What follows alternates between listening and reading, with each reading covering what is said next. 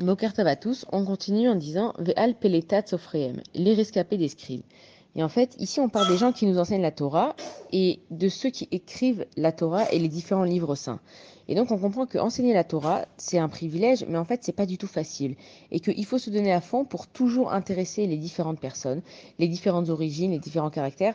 C'est vrai que la Torah, en fait, elle a jamais changé, elle est la même pour tous, mais selon les époques, les chachamim, les sages, les rabbanim, ils doivent s'adapter aux autres pour que la Torah, malheureusement, elle reste toujours intéressante, même si elle est toujours intéressante, mais c'est vrai que malheureusement, dans ce monde où tout va vite, les rabbinim, on voit aujourd'hui, ils font des vidéos de pas plus de 1 minute, 2 minutes, même allez, 5 minutes, parce que aujourd'hui, tout doit aller vite et il faut qu'ils trouvent à chaque fois des autres façons d'intéresser les autres.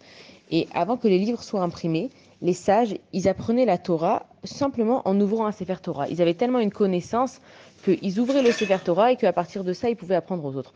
Aujourd'hui, malheureusement, on a perdu cette connaissance vaste et que donc, s'il n'y avait pas des gens qui écrivaient les livres saints, les scribes, qui écrivaient les livres saints et la Torah, on n'arriverait pas à étudier autant. Donc, dans la religion juive, on sait qu'on a un grand principe de Hakarat Hatov, qui est de la gratitude, qu'on n'oublie pas les gens qui nous font du bien. Là, en l'occurrence, on parle des gens qui écrivent les livres saints, mais on sait que la Hakarat Hatov, il faut que ce soit toujours, même si, par exemple, avec une personne, on n'a plus les mêmes relations qu'avant, étant donné que cette personne dans notre vie, elle nous a fait du bien, on doit toujours avoir de la Hakarat Hatov. Et les Havdil, si on peut comparer, c'est qu'un chien, par exemple, quand son maître il lui a fait du bien, même s'il change de maître, il n'oubliera jamais ce que cette personne elle a fait pour eux.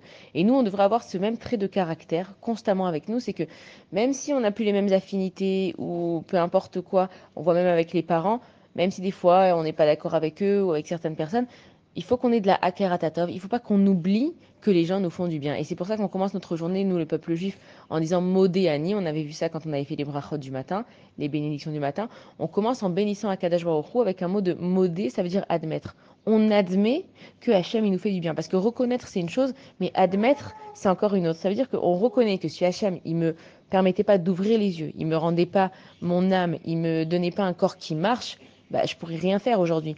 Donc déjà, je commence ma journée en admettant que Akadosh Baruch Hu, il m'a fait du bien. Et donc, c'est comme ça que ma journée, elle va être guidée en essayant de reconnaître que chacun, il m'a fait du bien dans la vie. Des choses simples, quelqu'un, il me laisse traverser la rue quand moi, je suis un piéton, je lève la main pour dire merci. Quelqu'un, il m'a ramassé quelque chose quand j'avais les mains pleines de courses, je dis merci. C'est des choses simples, mais on les oublie souvent parfois et ça fait du bien quand on les entend. Bonne journée à tous.